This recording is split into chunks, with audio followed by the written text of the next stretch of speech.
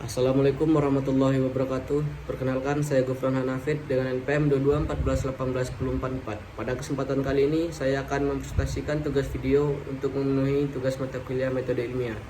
Topik yang akan saya presentasikan yaitu dampak positif dan negatif dari perkebunan kelapa sawit. Kenapa saya ingin mengambil topik perkebunan kelapa sawit? Karena yang bisa kita ambil bahwasannya perkebunan sawit di Indonesia ini sangat banyak, terutama pada bagian Kalimantan dan Sumatera. Dampak positif dan negatif pertanian sawit bagi lingkungan sangat banyak. Terdapat pada bagian limbah industri dan yang lainnya. Terdapat juga dampak positifnya, seperti dalam membantu keberlangsungan ekonomi dan sumber mata pencarian bagi masyarakat. Perkebunan sawit di Indonesia memiliki dampak yang kompleks bagi lingkungan, baik itu yang positif maupun negatif. Pentingnya perkebunan kelapa sawit di Indonesia. 1. Kontribusi ekonomi. Industri kelapa sawit menyumbang sebagian besar produk domestik bruto Indonesia dan menjadi sumber pendapatan bagi pejutaan petani. Yang kedua yaitu penyediaan bahan pangan. Minyak sawit merupakan sumber minyak nabati terbesar di dunia dan memenuhi permintaan global akan bahan pangan. Yang ketiga yaitu peranan strategis. Sektor kelapa sawit memiliki peranan penting dalam pembangunan ekonomi dan pengangguran kemiskinan di Indonesia. Sehingga dengan adanya sektor kelapa sawit yang dibuka, masyarakat yang tidak mempunyai pekerjaan dapat bekerja pada bagian industri ataupun dalam bagian pengelolaan lahan kelapa sawit. Dampak positif kontribusi ekonomi yang signifikan. Dampak positif dari adanya pertanian sawit ini yaitu kontribusinya pada bagian ekonomi. Yang pertama yaitu bagi devisa negara. Ekspor minyak sawit menjadi sumber devisa terbesar bagi Indonesia, yaitu mencapai lebih dari 20 US dollar miliar per tahun. Pendapatan petani. Sebagian besar pendapatan petani di Indonesia berasal dari perkebunan sawit, sehingga dengan adanya sawit tersebut dapat meningkatkan kesejahteraan ekonomi mereka.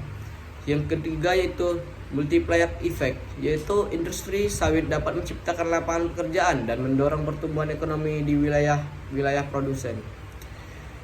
Dampak positif selanjutnya yaitu pada bagian penyerapan tenaga kerja lokal. Dengan adanya perkebunan kelapa sawit terciptanya lapangan kerja. Perkebunan sawit dapat menyerap tenaga kerja lokal dalam jumlah besar, terutama di bagian daerah pedesaan. Bahwasanya dapat kita ketahui bersama, jika terdapat pembukaan PT ataupun lowongan pekerjaan pada suatu lahan pertanian kelapa sawit, masyarakat pada bagian pedesaan akan berbondong-bondong mendaftar ataupun ingin bekerja pada bagian PT tersebut. Yang ketiga yaitu peningkatan kemampuan. Pekerja memperoleh keterampilan dan pengetahuan baru dalam budidaya ataupun pemanenan kelapa sawit.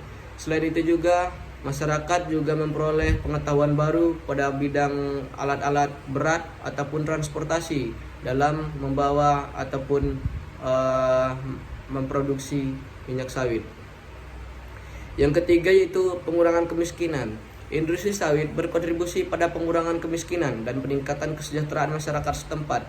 Dengan adanya pembukaan lowongan dan penerimaan pekerja pada bagian PT sawit tersebut, masyarakat dapat memperoleh kesejahteraan melalui adanya rumah-rumah yang dibangun ataupun dengan adanya pemerataan pembangunan di daerah sekitar tersebut. Yang keempat yaitu pembangunan daerah.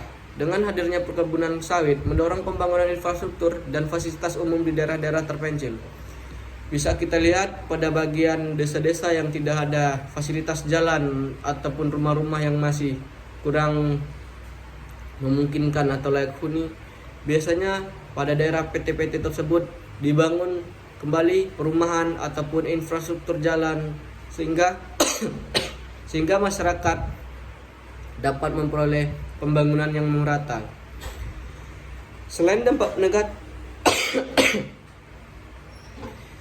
dampak positif, terdapat juga dampak negatif dari perkebunan sawit ini, yaitu deforestasi dan hilangnya habitat alami.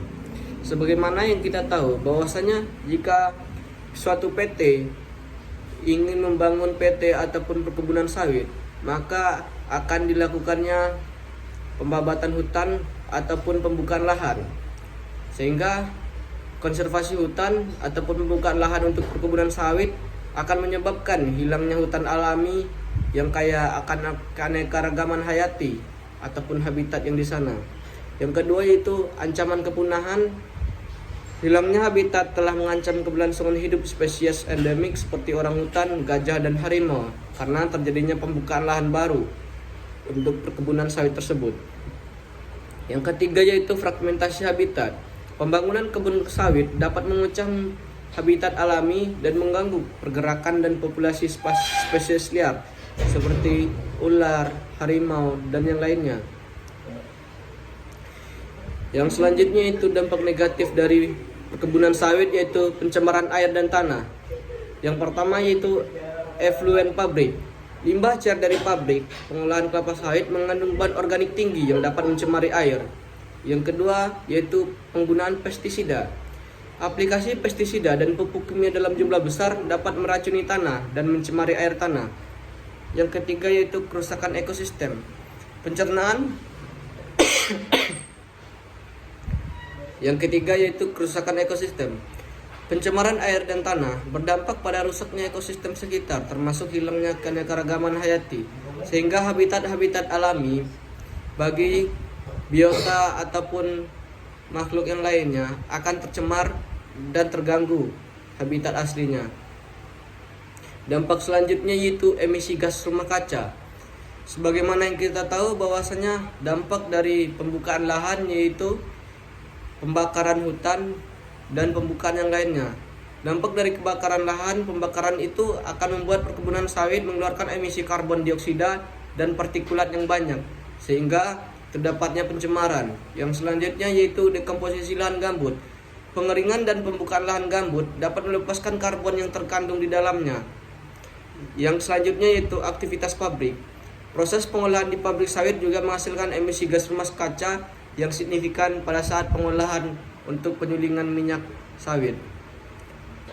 Upaya mitigasi praktik perkebunan yang berkelanjutan perlu diadakan untuk menciptakan perkebunan yang efektif dan efisien. Yang pertama yaitu konservasi keanekaragaman hayati.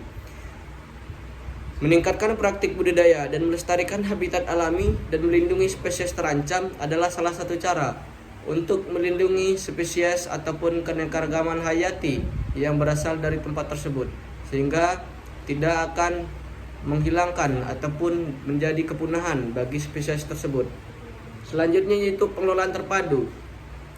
Dengan menerapkan teknik pertanian terpadu untuk mengurangi penggunaan pestisida dan meningkatkan efisiensi, pengelolaan terpadu dapat menghemat ataupun mengurangi biaya dalam menerapkan penggunaan pestisida yang kurang efisiensi. Yang ketiga yaitu pemanfaatan limbah. Selanjutnya, upaya mitigasi sertifikasi keberlanjutan RSPO.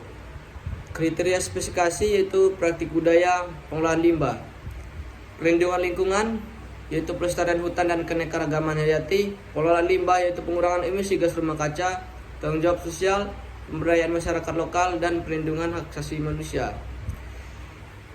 Dengan adanya keseimbangan antara pertumbuhan ekonomi dan kelestarian lingkungan, industri sawit memiliki dampak yang kompleks bagi pertanian ataupun masyarakat, dengan manfaat ekonomi yang signifikan, namun juga tantangan lingkungan yang perlu diatasi. Pada pasar ekspor, permintaan global yang terus meningkat membuka peluang bagi produk sawit Indonesia untuk meningkatkan pasarnya di internasional, sehingga dengan adanya permintaan yang tinggi tersebut, kita dapat berlomba-lomba dan menghasilkan produk yang lebih bagus lagi untuk pasar ekspor. Selanjutnya yaitu diversifikasi produk. Pengembangan produk hilir seperti oleokimia, biofuel, dan produk konsumen dapat meningkatkan nilai tambah pada industri sawit. Selanjutnya yaitu inovasi teknologi. Dengan pemanfaatan teknologi modern pada saat sekarang ini, dalam pengolahan dan pemurnian pada minyak sawit dapat meningkatkan kualitas dan efisiensi produk sawit. Dan yang terakhir yaitu perspektif masa depan industri sawit di Indonesia. Yang pertama yaitu dengan produktivitas tinggi, peningkatan produktivitas melalui adopsi teknologi dan pengelolaan kebun yang baik. Yang kedua, keberlanjutan. Praktik pengelolaan kebun yang ramah lingkungan dapat memperdayakan masyarakat sekitar, sehingga masyarakat yang menganggur akan termanfaatkan dengan adanya industri tersebut. Yang ketiga yaitu diversifikasi produk. Pengembangan industri hilir sawit ini dapat meningkatkan nilai tambah dan daya saing global. Mungkin cukup sekian presentasi yang dapat saya sampaikan. Jika terdapat kesalahan ataupun kekeliruan dalam penyampaian saya mohon maaf. Kepada Allah saya mohon ampun. Saya akhiri wabillahi taufik walhidayah. Wassalamualaikum warahmatullahi wabarakatuh.